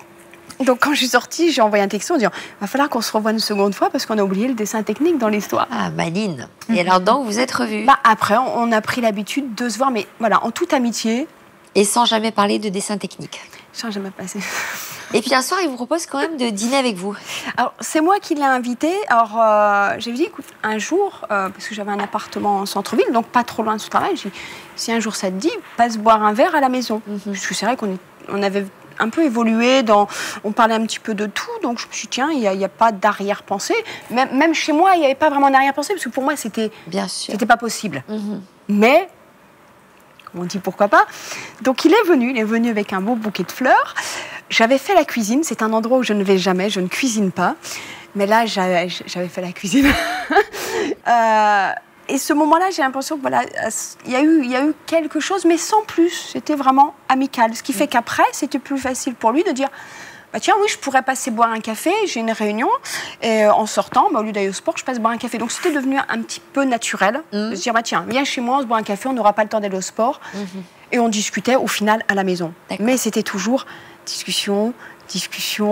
Mais un soir, il vous propose d'aller boire un verre quand même. Ouais. Au bout de combien de temps là? Vous savez, à chaque fois, il y avait... ce rythme-là, demain, on y est encore. À chaque fois, il y avait un an. Hein. Chaque fois, entre chaque belle mission, il y avait quasi un an. J'avais l'impression qu'on fêtait chaque année avec une avancée. Et là, on avait été dans un bar où allaient souvent ses filles. Malheureusement, ce soir-là, elles n'étaient pas là. J'avais comme l'impression qu'il était un petit peu déçu, comme si, tiens, je vais vous présenter une amie. Une amie avec qui ça passait très bien. Mais lui, il était dans quelle situation à ce moment-là? Il était toujours... Il avait quelqu'un. Il avait quelqu'un. Donc vous le saviez? Je le savais, oui, oui. Tout comme moi, il savait que j'avais personne. Donc moi, je savais, voilà, je savais quelques petites brides, mais on ne rentrait pas dans la discussion de sa vie privée. Je savais qu'il avait 2 enfants d'un précédent mariage, mais voilà. Et ce soir-là, nous sommes sortis et on est resté au bar quasi jusqu'à minuit. À un moment, je me suis dit, oh, il est minuit moins le quart, il faut y aller. Et on était tellement bien, et là, vraiment, il y a eu un gros rapprochement. On était au bar comme un petit couple au bar, mais tout en restant dans l'amitié. Et quand on est reparti, on s'est trouvé face à une porte de parking fermée, à clé. Donc là, c'était la grosse panique, parce qu'on ne savait pas qu'après 10 heures, il fallait un code, mais que le code était derrière notre ticket, qui était dans la voiture. Et il y a eu un moment, quand on s'est retrouvés dans cette porte, on s'est regardé, il y a eu un flottement. Je me suis dit, ouah, j'en ai même limite pris peur, parce que je me suis dit, il faut que quelqu'un des deux parle, parce que là, il y a un vide. On se regarde, on est proche, et il y a un couple qui est arrivé en courant, en disant, ah, il faut que je rentre, et du coup, il nous a débloqué la porte. Donc, ces quelques minutes se sont arrêtées, et on est passé à autre chose. À ce moment-là, quand je suis rentrée le soir, j'étais dépitée, parce que je me suis dit, il s'est passé quelque chose, là, ce soir, mais au final, qui s'est interrompu par le passage de 2 personnes que j'aurais bien tué au passage, parce que je me suis dit, zut. Donc alors, il a fallu attendre un an pour le premier baiser ou pas? Ou c'est allé plus rapidement? Après, c'est arrivé plus vite. Après, on s'est revus, et donc toujours pour boire un verre à la maison. Et c'est un soir, en partant, il y a eu encore ce moment vide où on s'est regardé, et là, il m'a fait un petit baiser. Alors là, j'ai fondu totalement, on s'est regardé, et comme je ne me suis pas reculée, parce que je pense que quelque part, il disait l'écart d'âge, peut-être qu'en vérité, je ne lui plais pas, je ne sais pas, c'était pas du tout genre coureur. Donc, et comme il a vu que je ne repoussais pas, donc on a eu un vrai baiser après. Et là, quand il a passé la porte, j'étais fou. Mais c'était vraiment dans les bras de l'un de l'autre, il y a une tendresse qui est passée à ce moment-là, je me suis dit, waouh, 3 ans de... 3 ans de... Il y a un suspense, en tout cas. Hein, on se demande... il y a un gros suspense. Alors, après ce baiser, vous avez envoyé un texto? Ah oui, j'ai attendu qu'il soit descendu. Et là, je lui ai envoyé un texto lui disant, merci pour cette soirée. Et lui avouant, donc je lui ai marqué que merci pour ce baiser que j'attendais depuis longtemps. Ah, là, vous êtes avancé. C'est facile derrière un texto, hein, parce que j'étais pas très à l'aise quand même, parce que cette timidité qui est là, et puis je ne me fais pas confiance en tant que femme. Encore mi-femme, mi-homme, je dirais, à la limite, quoi, même si je sentais qu'il me donnait franchement l'envie de devenir beaucoup plus femme. Et de faire beaucoup d'efforts volontairement, sans être obligée ou changer d'identité. J'avais cette transformation qui arrivait tout doucement. Mais voilà, toujours cette pudeur et dire, peut-être c'est qu'un baiser et je vais peut-être pas le revoir. Je sais pas, peut-être il peut être déçu ou autre. Et pendant 2 jours, pas de nouvelles. Il vous a pas répondu à votre texto? Si, il m'a dit qu'il était content, qu'il avait passé une bonne soirée. Mais pas de commentaires sur le baiser? Non. Après, il y a eu ces 2 jours. Ça a dû être l'enfer, ces 2 jours de silence. C'est ces 2 jours qui paraissent tellement longs que oui. Ouais. Vous pensez qu'à ça? Moi, Passiez votre temps à regarder votre portable? Ouais. Mais je crois que c'est un peu le problème des portables, c'est quand on avait un fixe à la maison, on restait couché devant le fixe. Là, on a la chance de pouvoir bouger et d'attendre qu'il vibre. Donc ça me permettait quand même de sortir, mais j'étais devant le portable, mais c'était très long, c'était horrible. Donc après, on a recommencé à s'envoyer des textos.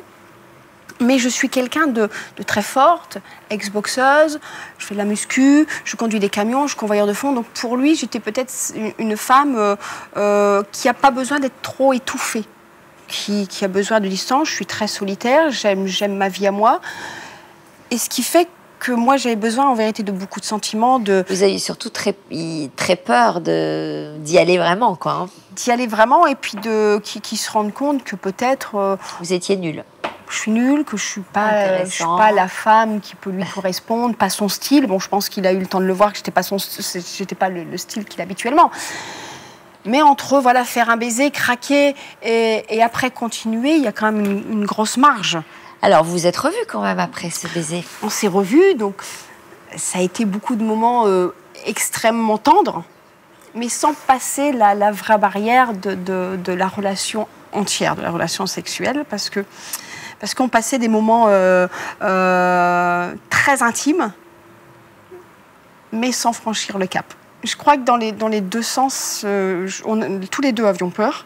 Lui, peut-être parce qu'il n'était pas encore entièrement libre en soi et que c'est pas le style d'homme à aller voir ailleurs. Donc c'était vraiment, on parle beaucoup, on parle de tout, peut-être ce qu'il n'avait pas spécialement dans sa vie en général. Et il y avait plus d'amitié encore que d'envie de pousser cette relation.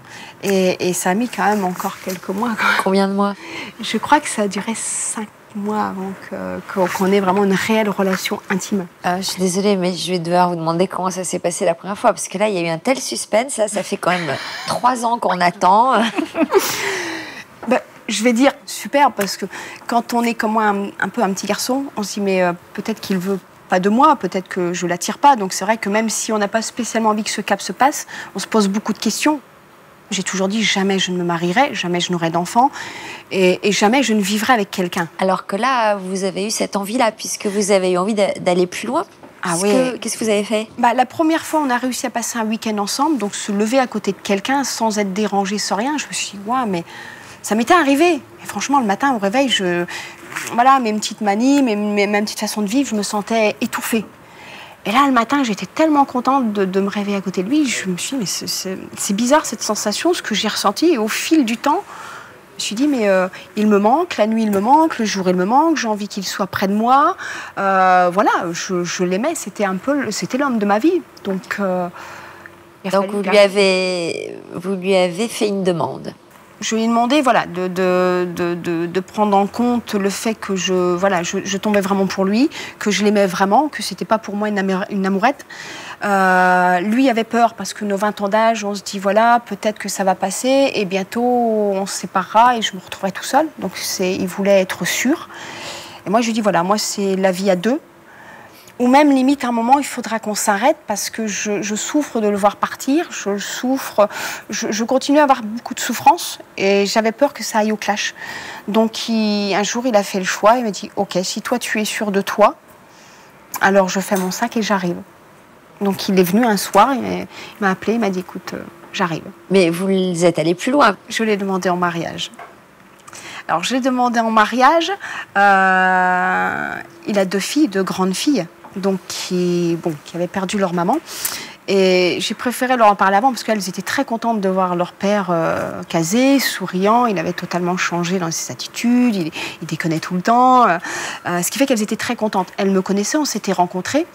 Donc un soir, quand il est rentré, j'ai préparé la maison. Vous savez, ce côté un petit peu romantique qui est rare quand même peut-être chez la convoyeuse de fond, mais petite étale de fleurs, la table qui est bien dressée, les lumières un peu atténuées. Enfin, quand il a passé la porte, il m'a dit « Oh là, il y a quelque chose ce soir ».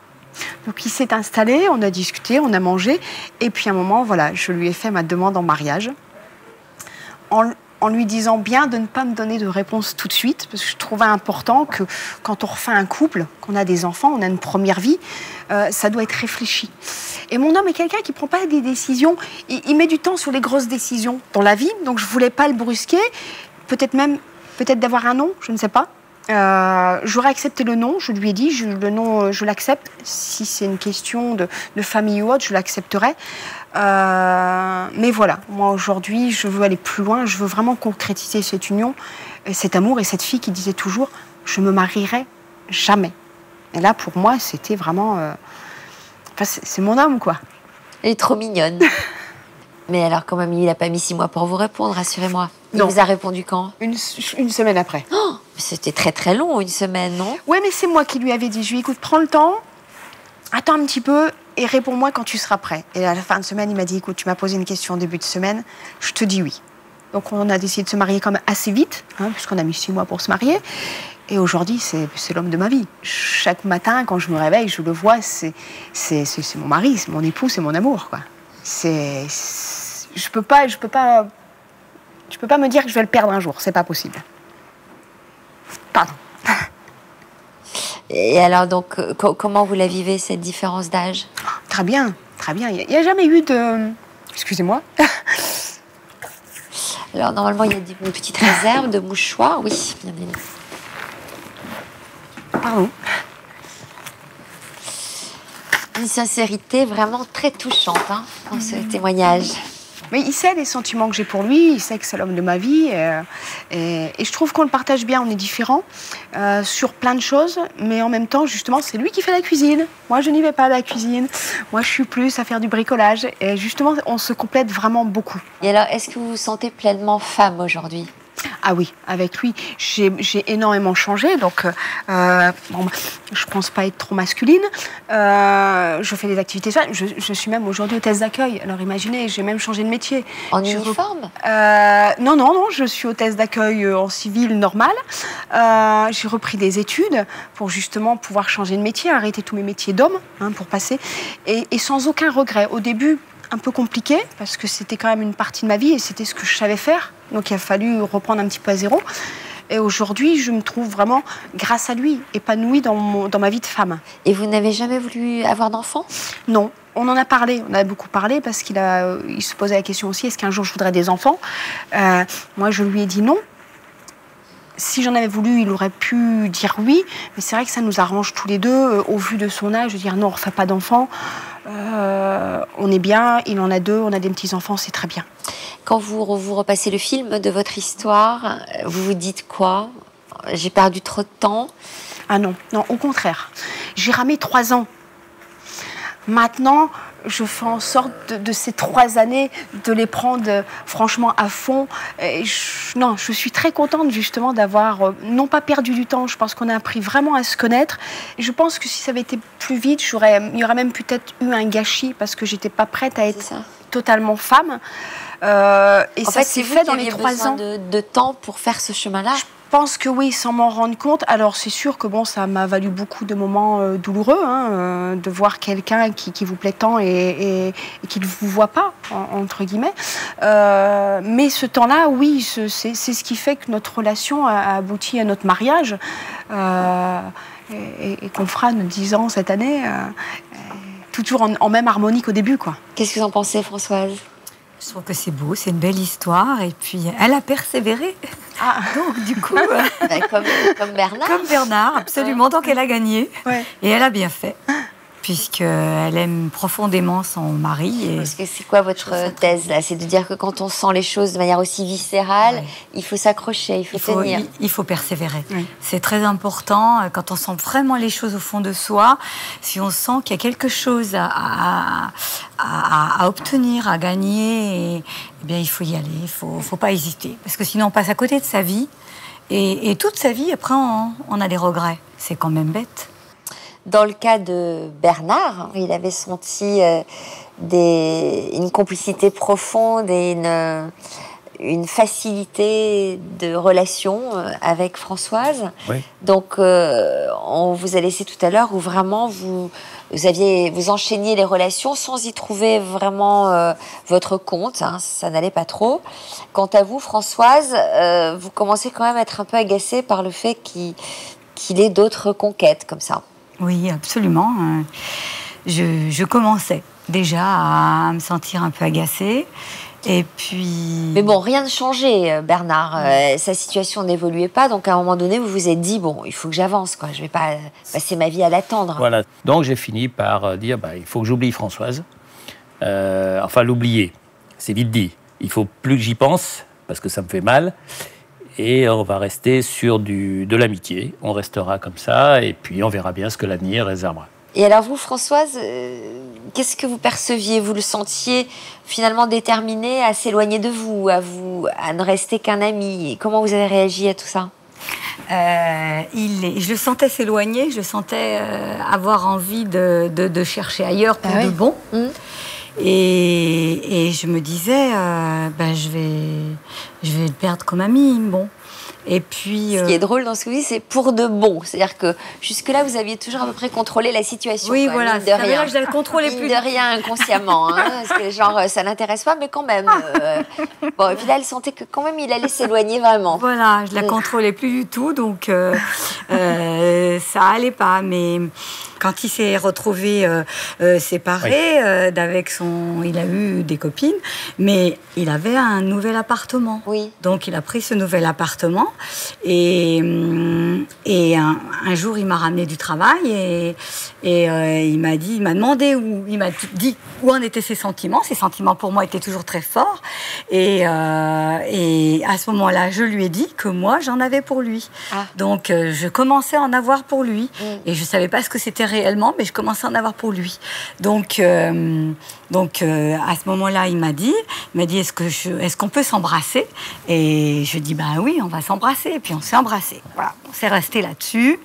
Un vrai baiser. Voilà, un vrai baiser. Oui, un vrai baiser d'amour. Et voilà. J'ai fondu. Et puis, moi, je me suis dit, qu'est-ce qu'il embrasse bien. Ah ça, en général, ça dit tout. Hein. Voilà, exactement. Je me suis dit... Bon, après, quand je suis rentrée chez moi, j'étais toute étonnée de moi. Je me suis dit, ma mince, alors jamais j'aurais pensé que ça se passe comme ça. Donc... vous étiez un peu chamboulée. Voilà, j'étais un peu chamboulée. Mais le devoir a pris le dessus. Voilà. C'est-à-dire, vous êtes accrochée à votre vie de... Voilà, je me suis quand même accrochée à ma vie de couple que j'avais. Combien de temps? Je me suis accrochée encore 3 ans. Qu'est-ce qui vous a décidé alors? En fait, c'est justement avec ses amis, surtout cet ami-là, il avait décidé de passer une journée. Ils avaient une journée sportive, des compétitions, puisqu'il s'aimait la course à pied, parce que je l'avais entraîné là-dedans quelques années auparavant. Vous aviez assez qui lui court après, quoi. En fait, je ressentais qu'il y avait quelque chose, mais sans ressentir vraiment. Je suis assez instinctive. Bon, elle vous agaçait, cette copine. Voilà. Et donc, du coup, il avait organisé cette journée de sport et donc il y avait une soirée dansante et tout, et il s'est trompé en téléphonant avec le téléphone. Oui. C'est-à-dire? Si, voilà, ce qui s'est passé, c'est que Vous l'avez fait exprès, Bernard? Non. Ce qui s'est passé, c'est que mes yeux étaient un peu affaiblis, et dans ma liste de téléphone, les 2 prénoms commençaient par F. Et à un moment, j'ai voulu l'appeler pour lui donner, pour donner un rendez-vous avec ma copine, pour qu'on puisse partir au sport, mais il n'y avait pas d'autres choses dessus. C'était juste pour se donner rendez-vous. Et je me suis trompé de ligne. Et au lieu d'appeler cette F, j'ai appelé Françoise. Ça s'appelle un acte manqué. Voilà, absolument. Ça s'appelle une... Voilà. Et alors, vous lui avez dit quoi, Françoise? Je lui ai dit, excuse-moi, c'était parce que je crois que je lui avais dit, j'étais en train de m'embrouiller, je me suis mélangé les crayons. La grosse stratégie à 2 balles. Très désappointé alors je me suis dit, là, il y a quelque chose. Alors, je lui ai dit, il faut que... je vais à une course, et là, elle me dit, mais tu m'en avais pas parlé, c'est la première fois que je lui parlais pas d'un projet que j'avais, donc elle a supposé que je lui cachais quelque chose. Très bon. Et là, ça s'est tout emballé, quoi. Excellente stratégie. Alors là, vous lui avez dit quoi? Moi, je lui ai dit, en fait, d'habitude, il m'emmenait quand il y avait une compétition le samedi. Comme je courais, il n'y avait pas d'ambiguïté, je partais avec lui. Et là, quand j'ai su ça, j'ai dit, mais qu'est-ce qu'il me fait là? J'ai cru que j'allais l'écorcher vif. Ah oui, donc là, vous étiez quand même très jalouse. J'ai arraché les yeux, je lui ai dit. Et puis, je suis partie en colère, mais très, très en colère. Je lui ai dit, oui, tu me caches des choses. Non, on était ensemble, en fait. Ouais. Parce qu'il s'est trompé, il m'appelait, mais j'étais là. Il a envoyé sur sa liste, mais j'étais avec lui, en plus. D'accord, vous étiez à côté. Oui, j'étais à côté. Ça, c'est le truc. Il voulait cacher les choses, mais j'étais à côté. C'est trop mignon. En fait. Et donc, du coup, je suis partie. J'avais pas ma voiture. C'était lui qui m'avait amenée en voiture dans son appartement. Et donc, il m'a couru après et il m'a expliqué les choses. Il s'est embrouillé pas mal. Puis au bout d'un moment, il m'a dit, écoute, j'attends depuis tellement longtemps. Il me dit, tu sais pas ce que tu veux. Il me dit, donc moi, je sais pas ce que je dois faire. Il me dit, je suis là tous les week-ends tout seul. Il me dit, quand j'ai des occasions, des repas, des sorties, des mariages, je suis toujours tout seul. J'ai envie que tu sois avec moi, mais t'es jamais disponible. Bon, alors, j'ai senti qu'il fallait que je fasse un choix, qu'il fallait que je fasse quelque chose. Alors je lui ai dit, écoute, si tu veux de moi demain, je t'accompagne. Il m'a dit, moi j'en suis enchantée. Il dit, je viens avec toi.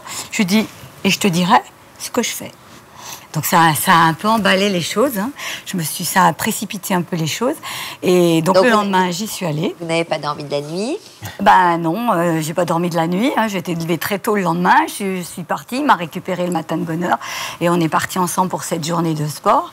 Et puis, à la fin de cette journée, je savais que de toute façon, je sauterais le pas et que je vivrais avec lui, qu'il fallait que je dise à mon mari que tout était Alors, qu'est-ce terminé que vous lui entre avez nous. dit à la fin de la journée? Eh ben, je lui ai dit, arrête-toi. Et on s'est arrêté dans un petit coin de forêt. Je lui ai dit, arrête-toi. Et je lui ai dit, ben voilà. Je lui ai dit, je viens de faire mon choix. J'ai fait mon choix. J'ai eu du temps, hein, évidemment. Et là, aujourd'hui, eh bien, j'ai décidé de vivre avec toi. Donc, il m'a dit, ben, chouette. Alors, il était content. Il en était même tellement content que, en fait, j'ai été un peu déçue de sa réaction parce qu'il était abasourdi. Donc, du coup, il n'a pas fait, ouais, chouette. Non, non. Une explosion de joie, mais c'était pire. Il savait plus quoi me dire, quoi. Alors, donc, du coup, j'ai presque pris ça comme une déception de sa part. Donc, j'étais presque... Mais finalement, non. Après, il m'a tout de suite pris dans ses bras et dit, chouette, voilà, quoi. Donc, la décision a été prise. Alors, donc, ça fait quoi? Vous êtes ensemble depuis combien de temps, alors, en couple? Alors maintenant, depuis 2004. Donc, ça fait 12 ans? Enfin, début 2005, on dira. 2004, c'était encore... J'avais pas encore déménagé ma garde-robe. Et Dieu sait si elle est grande. Ouais. Donc, début 2005. D'accord. Alors, qu'est-ce que vous vous dites? Que vous avez perdu 22 ans? Non, parce que je vais partir du même principe un petit peu. C'est-à-dire que si la relation avait été plus rapide, j'étais pas prêt. J'étais pas prêt du tout. J'étais pas sûr de moi. J'étais pas à l'aise dans... Et je pense que je rejoins totalement ce qui a été dit, c'est que j'aurais gâché. Ça aurait été un gâchis. Peut-être ça n'aurait pas marché. Là, il y avait la passion, il y avait le temps, il y avait la confiance en soi, il y avait tous les ingrédients, à la limite, pour que ça marche mieux. Il y avait la complicité qui s'était encore accentuée. Et dans un couple, je pense que s'il n'y a pas ça, il y a des choses qui manquent. Et là, on avait tous les ingrédients pour que ça marche. Alors aujourd'hui, vous l'avez gardé, cette complicité? Comment oui. vous êtes l'un avec l'autre? Totalement. C'est mon âme sœur, en fait. C'est mon moi au masculin et je suis son... Est-ce que vous êtes restés amis, bien qu'amants? Oui, on est amis. On continue à se confier les choses. Franchement, moi j'ai pas besoin d'amis confidentes. J'ai des amis avec qui je parle. C'est lui mon confident. C'est lui. Bon, bien sûr, il y a des choses peut-être, je sais pas que je pourrais, mais je vois pas ce que je pourrais ne pas lui dire ou pas lui faire comprendre. Il comprend. C'est joli. C'est très beau, c'est très très beau. C'est le bon côté de l'aspect fusionnel. Il y a des couples fusionnels et ils s'étouffent et ça fait souffrir. Et puis il y a des couples qui s'aiment profondément, intensément. On sent qu'ils ont fait, quand ils disent qu'ils ont pris le temps, on sent qu'ils ont fait leur chemin d'individuation. Ah, tout à fait. Ils étaient allés au bout de leur personnalité. Ils se connaissaient bien au moment où ils ont vraiment vécu leur histoire. Absolument. Donc ça veut dire qu'ils sont dans le respect de ce qu'ils sont l'un et l'autre. C'est ce qui permet d'être dans cette fusion saine. La fusion qui détruit ou qui fait mal, c'est une fusion où on se perd dans la relation, où on s'oublie dans la relation avec l'autre. Ce qui vous était arrivé quand vous étiez avec votre relation précédente. Voilà. Où vous vous oubliez, où vous étiez obligé d'accepter des choses à contre-cœur. Voilà, c'est ça. Et puis ne pas oser dire, j'étais plus dans une relation de non-dit. Et le non-dit, c'est quelque chose qui, à force, tue complètement. Là, il n'y a pas de non-dit, donc on se parle, on dit les choses, il y a une fusion qui se crée réellement. Et donc, comme on peut dialoguer, comme je sais que s'il y a quelque chose qui ne va pas, je peux lui dire, même si ça fait un petit heurt à un moment, il y a derrière automatiquement une discussion et puis des fois c'est même, on retrouve la passion du départ pendant le petit moment qui vient de la réconciliation. Et moi, je trouve ça, c'est formidable. Voilà. C'est parfois à ça que servent les petites disputes. Oui. Et à réanimer. On appelle se conseiller sur l'oreiller. Petites disputes. Sur l'oreiller, avec tous les deux, on n'a que des petites disputes courtes. On a rarement des grosses engueulades. Voilà. Non, ça n'a pas d'intérêt. Alors, je vous propose de continuer à découvrir d'autres très belles histoires, comme celle dont je vais vous parler à l'instant. Rien ne prédestinait le couple que nous allons découvrir à s'aimer, à eux deux. Il prouve que l'amour peut aller au-delà de tous les obstacles, comme on vient de le voir avec vos histoires. Elle est réfugiée kurde. Lui, il est un garde-frontière macédonien. Tout les sépare. Et pourtant, au premier regard, ils le savent, leur vie ne sera plus jamais la même. Regardez cette extraordinaire histoire d'amour en images. Noura est musulmane d'origine kurde. Bobby, lui, est chrétien orthodoxe. Après tout ce que j'ai pu voir dans ma vie, les bonnes comme les mauvaises choses, quand j'ai vu Noura pour la première fois, j'ai vu de la bonté dans son regard. Ici en Macédoine, nous vivons dans une ville où cohabitent des musulmans, des orthodoxes, des catholiques. Je suis orthodoxe, elle est musulmane, et il existe une énorme barrière entre ces deux religions. J'ai envoyé un message à mes parents. J'ai choisi un homme bon et je vais me marier avec lui. Je ne veux épouser personne d'autre. Mes parents étaient énervés, en colère. Ils me demandaient pourquoi je ne les avais pas prévenus. J'ai répondu que c'était à cause de cette barrière entre musulmans et chrétiens. Si vous aimez autant quelqu'un, alors vous trouverez la force de briser cette barrière.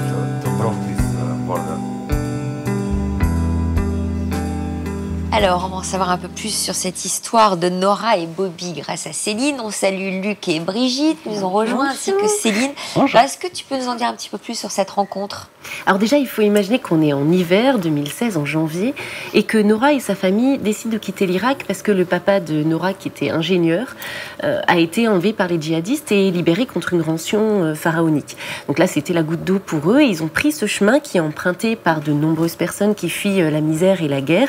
Donc ils traversent d'abord la Turquie, puis l'île grecque de Lesbos, puis les Balkans. Et au moment où ils mettent les pieds en Macédoine, c'est l'hiver. Nora, elle est brûlante de fièvre, elle a pris froid. Et sa seule crainte, c'est de se dire, les frontières sont très régulièrement fermées. Est-ce qu'ils vont rester coincés là? Est-ce qu'ils vont pouvoir continuer leur périple pour partir? Ils voulaient aller en Allemagne. Ou est-ce qu'ils vont rester coincés là? Donc elle s'enquiert, elle parle plusieurs langues, elle en parle même 6. Elle a quel âge, Nora? Elle a 20 ans, elle est toute jeune. Donc elle s'enquiert de savoir si c'est ouvert, s'ils vont pouvoir continuer. Et on l'oriente vers Bobby, un policier macédonien qui a 35 ans et qui parle anglais. Et là, c'est le coup de foudre. Comme ça? Ah, comme ça, complètement. Elle sent que sa vie ne sera plus jamais la même. Alors, je pense que... Ils disent que c'est un coup de foudre, mais comme elle le dit aussi, c'est un peu plus compliqué que ça. Ils sont dans un univers, il y a 1500 personnes dans ce camp de réfugiés. Ils n'ont qu'une envie, c'est d'aller en Europe. Question de vie ou de mort. Voilà, c'est ça. Sa vie ne tient qu'à lui, peut-être. C'est ça. Donc, rétrospectivement, elle dit que c'est un coup de foudre. Je pense que sur le moment, il y a plein de choses qui se mélangent. Et puis, en plus, elle a été malade. Donc, alors, comment ça évolue, leur rencontre et leur histoire naissante? Alors déjà, il va lui faire la cour pendant 4 mois parce que lui est assez déterminé. Alors faire la cour dans un camp de réfugiés... Alors donc il reste dans le camp. Et faire la cour dans un camp de réfugiés, on imagine que c'est pas complètement comme ailleurs. Ne pas avoir des roses fraîches à disposition. Voilà. Non. Non, mais d'autant qu'en plus, c'est un cliché, mais les policiers macédoniens sont quand même réputés pour être très violents envers les réfugiés qui arrivent. On ne veut pas les laisser passer. Exactement. Donc lui, ça devait être le messie, quoi. Ah, il était différent, justement. Voilà. Elle a été très vite attendrie par son attitude, notamment envers les enfants. Donc ça, c'est déjà quelque chose qui l'a touché. Et puis, il l'a emmené avec sa maman, par exemple, au marché pour faire les courses, pour chercher des aliments. Il lui a apporté des médicaments, des couvertures, des vêtements. Il y a combien de réfugiés dans ce camp? 1500 réfugiés qui étaient entassés. Et c'est vraiment des camps de transit tout de suite après la frontière. Et là, elle commence à le remarquer parce qu'elle travaille avec les humanitaires, comme elle parle 6 langues, et elle le voit jouer avec les enfants, elle le voit tenir compte et prêter attention à toute cette population. Donc elle est émue, ça lui plaît. Ça lui plaît bien. Elle voit qu'il a une belle âme. Tout à fait. Alors il se déclare, comment... Alors, en avril, il l'invite au restaurant. Alors, moi, ça m'a interrogée, cette histoire de restaurant. Comment j'ai pas réussi à trouver. Mais il l'invite, visiblement, au restaurant. Et puis donc, en dehors du camp. En dehors du camp, certainement dans la ville la plus proche. Et puis, il lui demande de l'épouser. Elle pense que c'est une plaisanterie. Et à tel point qu'il lui demande 10 fois de l'épouser, jusqu'à ce qu'elle lui dise, bon, donc t'es vraiment sérieuse, c'est sûr. Et elle finit par accepter. Elle se pose bien sûr toutes les questions, on l'entend dans le reportage, de la religion. Et elle décide d'y aller. Tu dis que c'est le destin. C'est le bon. C'est ça. Et alors donc, il se marie alors qu'elle est toujours dans le camp? Il se marie alors qu'elle est toujours dans le camp. Il y a 120 personnes de toute religion et toute nationalité. On a une photo qui sont présents au mariage. Ses parents... Eux, je ne sais pas si ses parents sont présents, je pense que oui, mais ses parents ont continué la route vers l'Allemagne. Eux sont partis en Allemagne. Les relations sont un petit peu distendues. Ils ont eu du mal à comprendre cette histoire d'amour. Oui, parce qu'elle est restée sur place. Elle est restée sur place. Elle s'est mariée quoi? Quelques mois seulement? Quelques mois, c'est 6 mois. C'était le mariage a eu lieu le 13 juillet 2016. Donc vraiment quelques mois, un vrai coup de foudre. Et ils sont installés à Kumanovo, donc dans une ville qui est multiethnique. Elle se sent d'ailleurs vraiment chez elle. Elles se sont pas pas réfugiée, elle se sent pas... L'Irak lui manque, bien sûr. Hein. Elle dit d'ailleurs qu'elle a trouvé des similitudes avec la Macédoine, parce que, notamment dans l'hospitalité, la façon dont on reçoit les gens. Et puis, elle est très heureuse de vivre là-bas. Donc, elle attend d'ailleurs un bébé. Ah, c'est ça, elle est enceinte. Elle est enceinte, ça doit arriver là très très prochainement. Bon, eh ben, c'est super. On se réjouit pour eux. C'est une super belle histoire. Oui. Géraldine, qu'est-ce que vous en pensez? Est-ce que cette situation d'urgence, ces personnes qui quittent tout pour fuir, est-ce que ça peut exacerber des sentiments? Est-ce que ça peut... Je pense que c'est surtout une question de rencontre. Oui, l'environnement peut accentuer, mais quelque chose qui émerge quand même dans le cœur de chacun. J'étais en train de penser à ces rencontres rapides. Certaines personnes vont me dire « Oh là là, c'est trop rapide et c'est risqué et on fonce dans le mur ». Alors qu'on peut aussi dire que quand l'évidence est là, bien sûr, les choses roulent, c'est fluide, c'est naturel et tout se passe bien. L'important, c'est d'oser écouter son cœur. Oui. Alors justement, Luc, tu vas nous raconter une très belle histoire d'amour, une histoire incroyable qui dure depuis 72 ans et demi. Bientôt 73, on le souhaite. Hein? Oui. Bon. Alors je vais vous raconter une histoire absolument extraordinaire et qui rejoint la grande histoire, l'histoire du monde, de l'Europe plus précisément. On est quelques mois avant la fin de la Deuxième Guerre mondiale. Cette jeune femme, elle s'appelle Edith Steiner. Elle est hongroise, elle a 20 ans, elle est juive et elle est enfermée dans le camp d'Auschwitz avec sa maman. Toute leur famille a été exterminée. D'accord ? Et en ce début de 1945, ça commence à être un petit peu la débâcle pour les nazis. Ils veulent faire effacer les traces des camps d'extermination.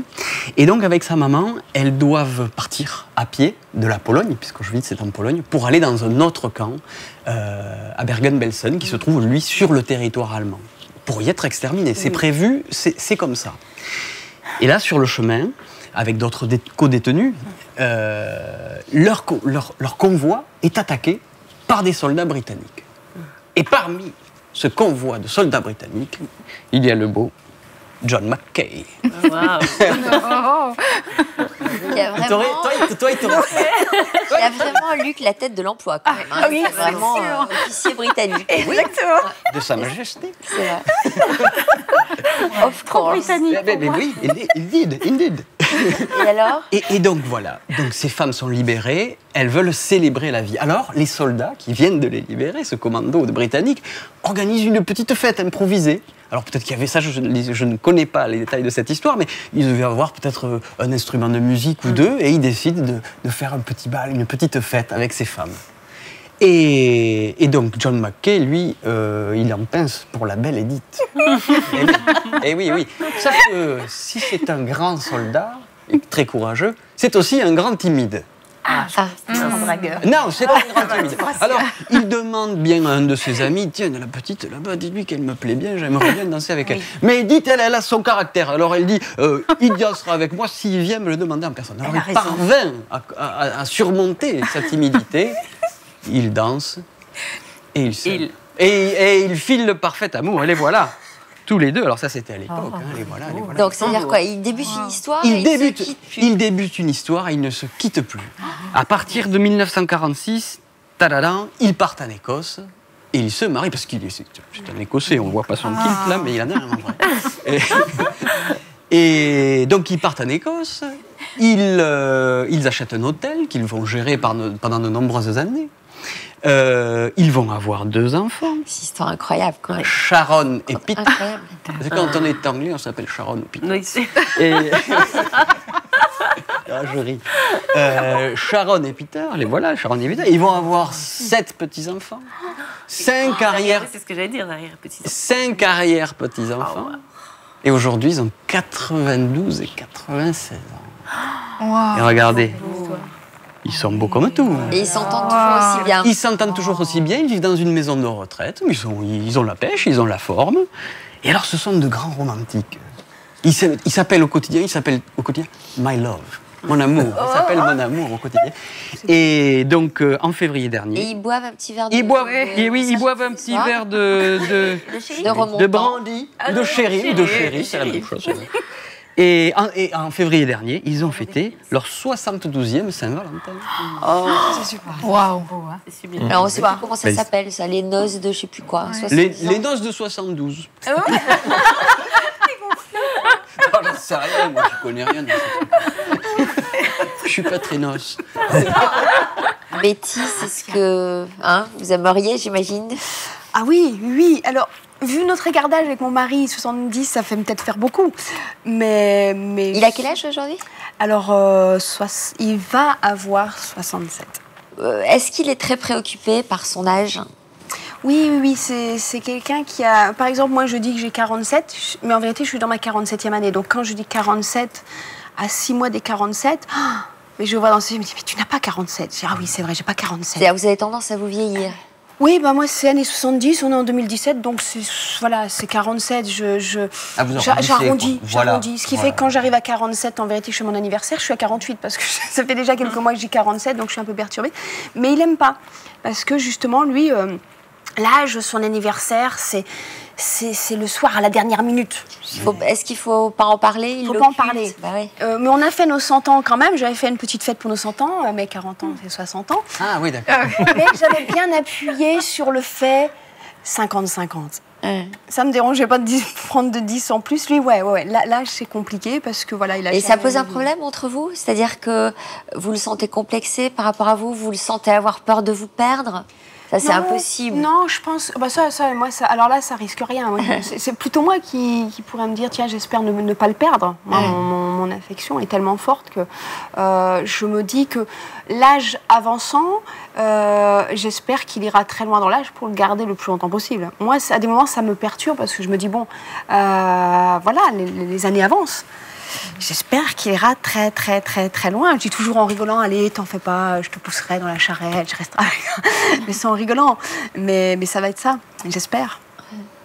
Mais moi, l'écart me fait pas peur. Si, à des moments, je pense au fait que si la vie se passe comme elle se doit, c'est-à-dire qu'il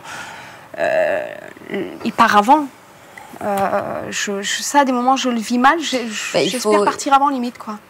Là, quand même, il faut vous y préparer, mais il faut peut-être pas non plus tout. Oui. Il faut que vous pensiez un peu à vous aussi. Je sais pas ce que vous lui diriez, Géraldine. Oui, exactement ça. S'y préparer, c'est y penser.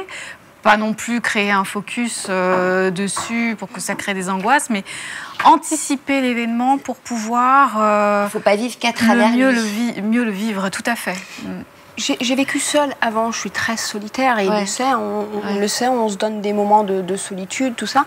Donc je sais que si demain il arrive malheur, je revivrai seule facilement. C'est-à-dire la plus grande difficulté, ce serait de perdre lui, mais par contre, je sais d'ores et déjà que je ne pourrais pas refaire ma vie parce que ce que je vis avec lui, je sais que je ne peux pas le retrouver. Mon homme, c'est vraiment, voilà, on fait qu'un.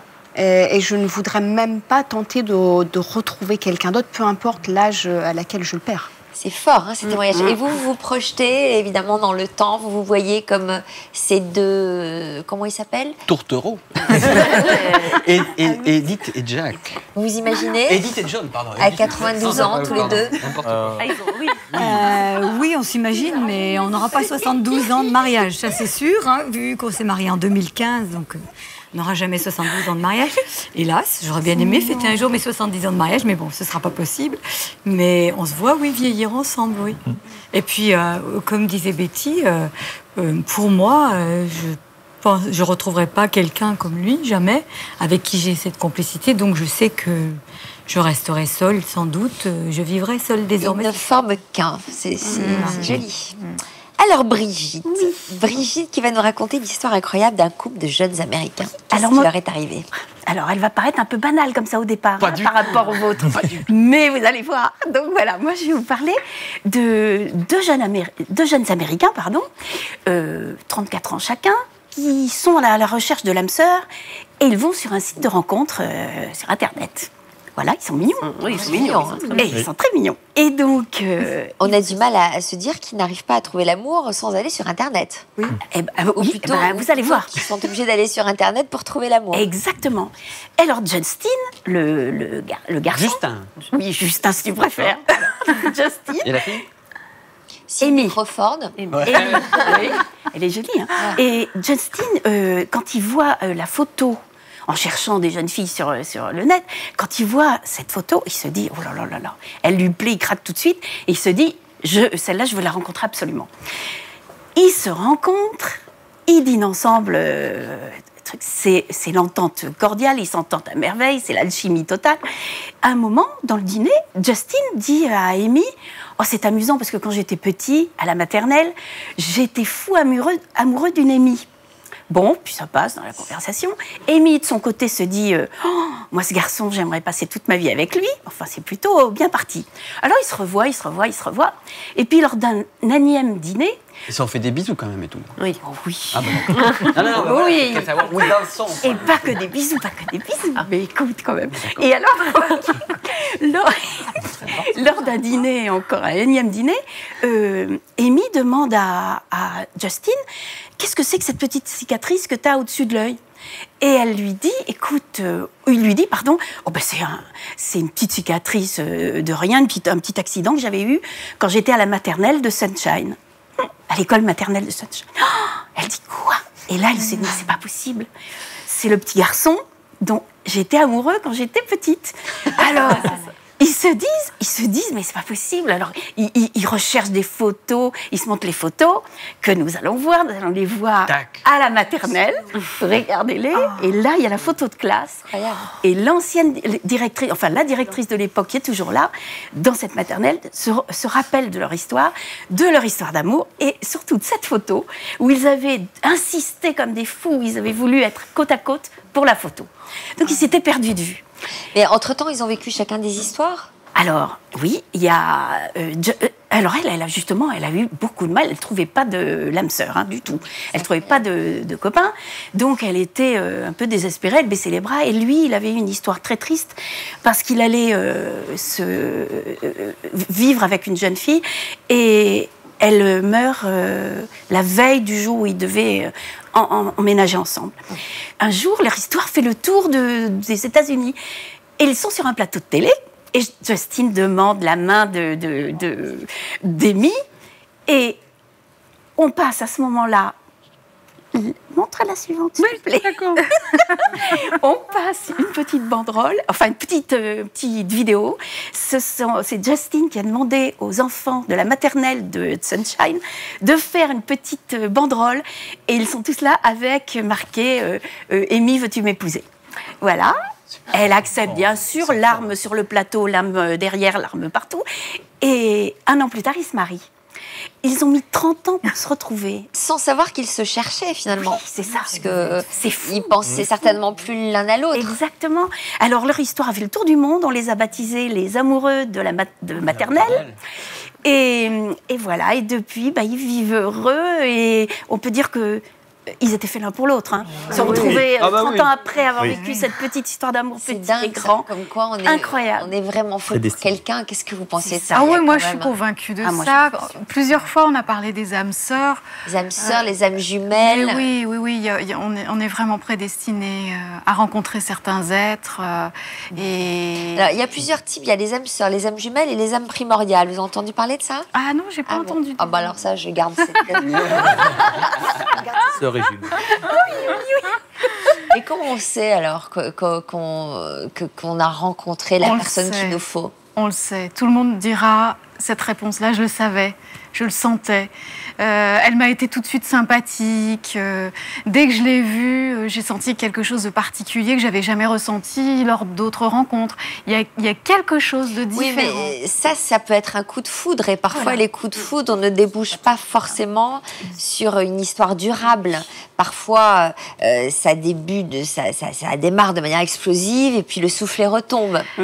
Le fait de le savoir, je le savais. Il y a une différence entre être séduit comme ça, voilà. Ressentir une décharge électrique, et savoir au fond de soi. Oui, exactement. C'est toute la différence. Je le savais, dès que je l'ai vu, je l'ai su. C'est différent que ce ressenti très passionnel qui peut être plus impulsif, dont les fondements peuvent être liés à notre propre histoire, à notre enfance, à nos schémas, etc. À notre manque affectif. Tandis que tout de suite, dès que je l'ai vu, je le savais, il y a quelque chose de plus subtil et en effet de plus profond qui se produit. C'est ça toute la différence. Bon, eh ben, écoutez, on va rester là-dessus alors, hein, à chacun de se projeter et de faire sa petite mayonnaise pour réfléchir à tout ça. Merci en tout cas d'être venu nous raconter ces belles histoires et on se réjouit d'entendre parler d'amour comme ça et de vous savoir heureux et épanoui aujourd'hui après avoir attendu si longtemps, hein, 22 ans pour vous et 3 à 5 ans. 3 à 5 ans. Voilà. Mais quand même, voilà, quelques années de souffrance quand même, ça a été long. Et puis 1001 vies pour nous. Hein. Merci les amis d'être venus nous raconter ces histoires et merci à Géraldine de nous avoir accompagnés. Bon après-midi sur France 2. Dans un instant, c'est Stéphane Bern. Merci à vous. Les invités que nous recevrons demain sont porteurs d'un message d'espoir. Malgré de nombreux obstacles, ils ont su faire de leur vie un véritable conte de fées. Tous les enfants autour de moi font bien sentir que je suis très moche, que je suis très maigre. Je pensais pas du tout que je pourrais devenir un jour comédienne. Contrainte de fuir son pays, Mina arrive en France. Une opportunité pour cette jeune Afghane qui n'a qu'un rêve en tête, créer des robes de mariée. J'ai commencé au début par 5 petites robes à la maison. Je pensais pas que ça allait plaire autant. Du jour au lendemain, on reçoit un email. Vous êtes invité à la Fashion Week de New York pour les jeunes créateurs. C'est là où je me suis dit, ah mince, c'est là la claque que j'ai mis à la vie. Richard a un métier et une vie confortable avec femme et enfants. Pourtant, un jour, il ressent un manque comme si son quotidien l'étouffait. Il va alors devenir artiste. Et ça a fonctionné puisque dès la première semaine, on a vendu une vingtaine de sculptures. C'était vraiment un buzz pas possible. Le crocodile va être mon ambassadeur pendant le festival de Cannes. Sharon Stone craque sur le crocodile et un chez deux d'ailleurs. À la fin de l'adolescence, Laura va comprendre que ses défauts sont en fait des qualités. Mannequin, elle se lance dans une carrière de comédienne qui la conduira sur les tapis rouges en Asie. Je suis castée en fait par Jackie Chan pour un des rôles principaux dans un gros long métrage. Et je me suis dit, me faire recaler comme d'habitude parce que je suis trop grande. Et tout d'un coup, mon téléphone sonne et c'est quelqu'un de la production. Il me dit, c'est toi.